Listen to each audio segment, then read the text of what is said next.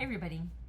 I wanted to come on and create sort of a APD Medicaid waiver part 2 video. I had made one before for the community, and since then we've had a good change where now you no longer have to go onto the website, find the application, download it, print it, fill it out with a pen, and mail it in. So now you can actually do it online. So I thought, let me come on here and educate you guys a little bit about this because it's really important. So yes, I'm sure that you have heard that there is a 25,000-ish long wait list, which APD likes to refer to the pre-employment list, but to me, it's a wait list. If you're waiting and you're on a list, it's a wait list. But that should not be a reason for you not to apply. You have to get your application in. There are many incredible advocates in this state who year after year are dedicated to chasing down that wait list and to really applying some pressure to our state legislature to fund the Medicaid waiver program. And it would be beneficial if that was actually a real number, like an accurate number of what we needed when it comes to the amount of people that we have in our state who need services. So 25,000, yes, is a lot of people, but we have hundreds of thousands of people in the state who have a disability and need support. And the other thing is that there is something called crisis. And if you are a family that's in crisis, and I know, I hear you, what you're saying, everybody's in crisis. I get that. What they tend to view as a crisis is someone who is a danger to themselves or to others, and it has created a significant crisis. And that may be you, but you have to basically have the documentation so that they agree with you. But I have seen many people actually pulled off of the wait list and receive crisis services because of the situation that they're presently in. Now, what you don't want is you don't want to be in a crisis and not even be on the wait list, because then the whole thing has to start from zero. So once you have a diagnosis, I encourage you to fill out the application. Not everyone gets on. APD, so the Agency for Persons with Disabilities, they are specifically focused on people with intellectual and developmental disabilities. So we have Down syndrome, autism, Prader-Willi, spina bifida, and cerebral palsy. So those are the top overarching 5. There are others for sure, but just to give you a frame of reference, that's really where APD tends to put their focus. But specific to autism, it says severe on there. So I think everybody should apply, regardless of what somebody thinks is severe and what somebody doesn't. And the worst case scenario is that they're going to deny you. They're going to say you don't meet the eligibility. But on the website will be all the information that you need to figure out, is that you, and what you need in order to fill out the paperwork.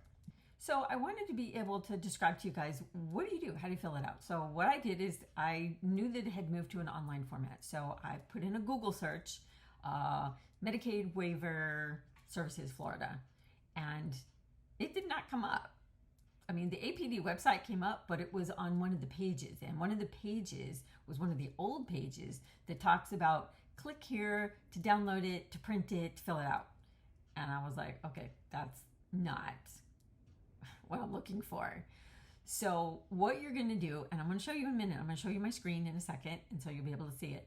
But you literally have to go to the home page, the very opening page of APD, in order to be able to get to the little thing that I'm going to show you.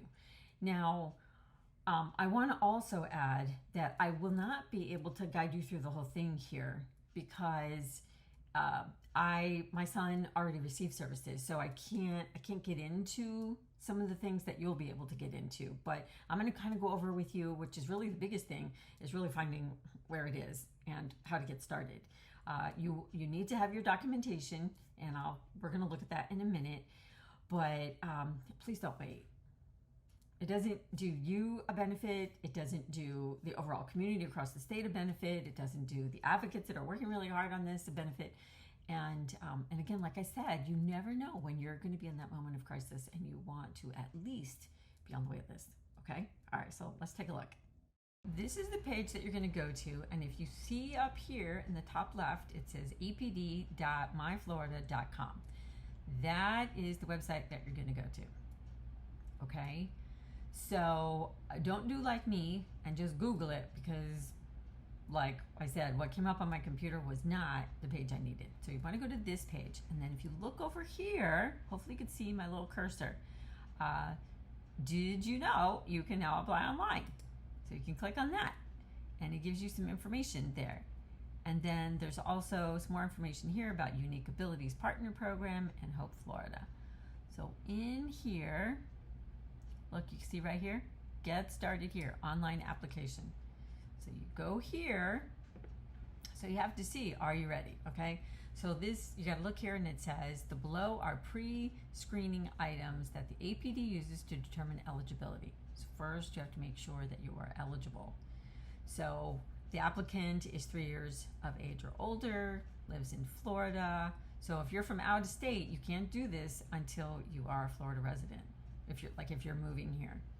Does the applicant have a diagnosis of a developmental disability? And did this condition manifest before the age of 18? So if that's a yes, okay, you have the right to apply to help and to have your eligibility decided without us looking at your race. Okay. Basically, that's just make sure that it is appropriate, right? And that you're receiving the appropriate types of accommodations and consideration. Okay, you have the responsibility to, and you'll see some information there. So you'll say, I accept. All right, ready to apply? Here's how it works. So it tells you right here, you're gonna fill in and submit your application. You gotta, make sure that you have all the appropriate information. Then you're gonna have to upload documents. So before you even start, you have to know that you're going to need some documentation. That's another thing. You don't even want to get this started unless you're sure that you have everything that you need and it's ready to go. So you're going to need one or more of the following, right? So you have to basically prove who you are, right? Meaning the child, right? I would have both your own information as well as your child's if you are filling this out for your child. Because here it talks about parents also. So you want to make sure that you guys who are parents, you have this information. All right, so diagnosis verification. Now here you can see below, it tells you some of the things that you may need. This is an area where a lot of parents get tripped up because APD will say that what you all submit does not do the job at describing the level of need. So you want to make sure that you have good enough information to show the significance of the impact of the disability. Not just, like, I wouldn't have just the diagnostic, right? So not just like a letter from your neurologist that gives a diagnosis. That's not going to get you very far. And genetic testing alone is not likely to get you very far either. So you want to have something that shows what's the impact, okay?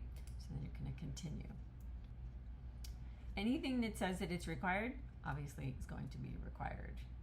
And you must use the save and continue and back buttons to navigate through the application, or else it won't go anywhere. So here, this is where you're going to go over here and you're going to create a new account. So obviously I can't do that for you because I already have one, so I won't be able to do that. But I'm going to take you to another page so that you can see something. So on this page, which you can see the link up here at the top, this tells you exactly who are these individuals that are eligible. And when we talk about autism, you'll see it says severe forms of autism. Okay, so just be aware that is there. And the intellectual disabilities, a full scale of 70 or lower. Now in the school system, in the state of Florida, an intellectual disability is 67 or lower. So just note that that's different. There is a difference there between APD and the Department of Education. Further down on this page, you will see the location of the different offices. So they're all across the state, and then there's a list here of the different ones that you can call for more information and guidance. There are people there on site who can help you as needed. If you don't want to do it online, you can come here and do the old application download, and you'll see that it's here. Okay, so I would say just do the PDF, and then you'll be able to fill that out there. But again, you will be downloading it, filling it out, printing it, signing it, and mailing it in. This is what the hard copy form looks like. Okay, just so that you see what type of information. So it might be good to take a look at this before you start the online, because then you'll be able to actually see what are they going to be asking. If you are a military family, you'll see that there's a section here on military, and then you can go to this link. Oh, hang on. And you will see additional information here for supports for families that are military families. So on this page, on this application page here, the old application page, if you click here, so it's from the top, it's not too far, right? So if you click here where it says click here for more information on eligibility and applying, if you go to this page, so this is more of a description of the eligible diagnosis codes that you can find. Okay, so there they are. But here are the services.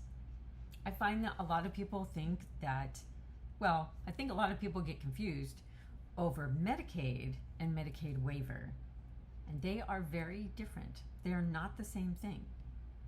So you need to know that Medicaid is like health insurance, and it provides medical, some therapies, things that you would expect a healthcare or medical insurance company to provide. The waiver is different. It provides different types of services. So as you can see, it says right here, APD offers a wide range of social, medical, residential, and behavioral services. Following is a list of services offered. Services provided are based on need and coverage area, so not all individuals receive all services. But if you know an adult who needs dental care, behavior analysis for adults or children, a behavior assistant like a registered behavior assistant, consumable medical supplies, personal support. So I have friends with a few adults who need a personal support person with them so that they can access their communities, maybe have a job, live the life that they choose.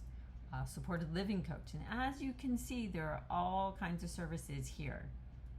So you just want to make sure that you're not fighting for something that isn't even covered under the waiver system. So you have to understand what they do.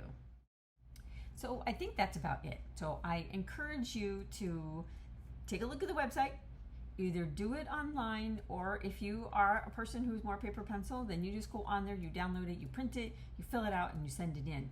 Make sure you have the proper documentation.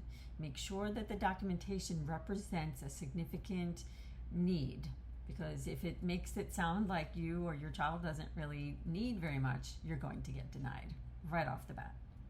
Okay, so make sure that you're very thoughtful in that process and that you include all the materials that they're requesting, because if you don't include what they request, they will kick it back to you, and you will spend 6 months, a year just going back and forth with that stuff. So you want to make sure that you have everything together when you sit down and you fill out the application. Okay? All right, well, I hope that this was helpful, and feel free to contact the Autism Society if there's anything that we might be able to help you with. There's also Disability Rights Florida. That is an amazing organization that also does a tremendous amount of work in this area. There's the ARC of Florida, another great support system. There's the Family Care Councils. There's the Florida Developmental Disabilities Council.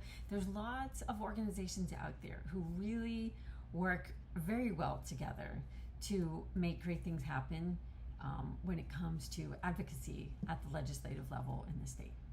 So stay tapped in and gain the information that you need to live the life that you choose.